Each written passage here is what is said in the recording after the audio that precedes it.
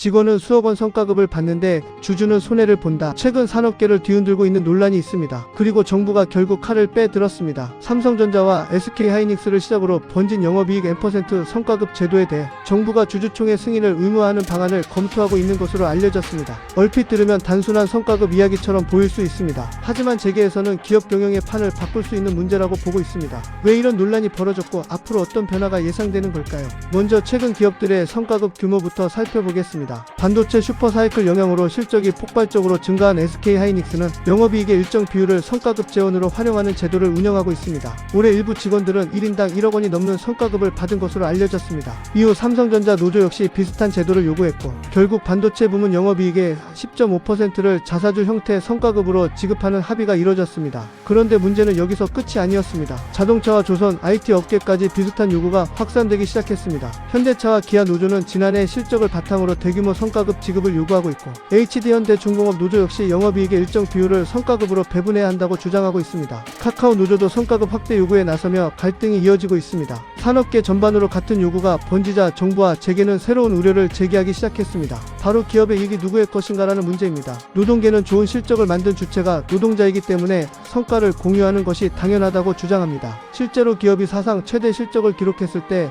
현장에서 일한 직원들의 기여도를 무시할 수는 없습니다. 반면 경영계와 투자자들은 다른 시각을 보이고 있습니다. 기업에 투자한 주주 역시 손실 위험을 감수하며 자금을 투입했고 기업의 성장 과정에서 리스크를 부담해왔다는 것입니다. 특히 실적이 나쁠 때는 주가 하락과 배당 감소라는 형태로 손실을 감수하지만 성과급 제도는 이익이 날 때만 적용되는 경우가 많다는 점이 논란의 핵심으로 떠오르고 있습니다. 일부 전문가들은 이를 두고 직원은 리스크 없이 과실만 가져간다는 비판까지 제기하고 있습니다. 실제로 주식시장 투자자들 사이에서는 불만도 커지고 있습니다. 기업이 벌어들인 이익이 대규모 성과급으로 먼저 배분되면 배당 여력이나 미래 투자 재원이 줄어들 수 있다는 우려 때문입니다. 특히 AI와 반도체 경쟁이 치열해지는 상황에서 연구개발 투자보다 성과급 규모가 지나치게 커질 경우 장기 경쟁력이 약화될 수 있다는 지적도 나옵니다. 정부가 주주총회 승인 의무화를 검토하는 이유도 여기에 있습니다. 노사 간 합의만으로 영업이익 일부를 사전에 배분하는 것이 아니라 회사의 실제 주인인 주주들에게도 결정 권한을 주겠다는 것입니다. 만약 법제화가 이뤄진다면 앞으로는 노사가 성과급 지급에 합의하더라도 주주총회 문턱을 넘어야만 실행될 수 있습니다. 특히 삼성전자와 SK하이닉스처럼 이미 영업이익 연동, 성과급 제도를 운영하는 기업들은 새로운 시험대에 오를 가능성이 있습니다.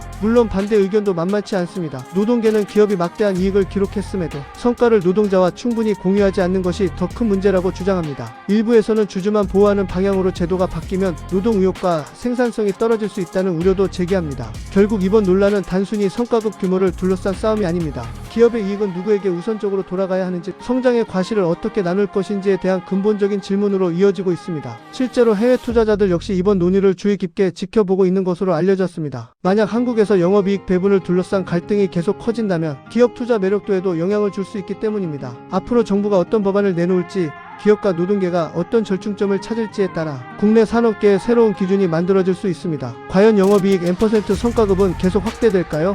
아니면 주주총회라는 새로운 장벽 앞에서 제동이 걸리게 될까요? 지금처럼 빠르게 변하는 경제 이슈를 계속 보고 싶다면 구독과 좋아요 부탁드립니다.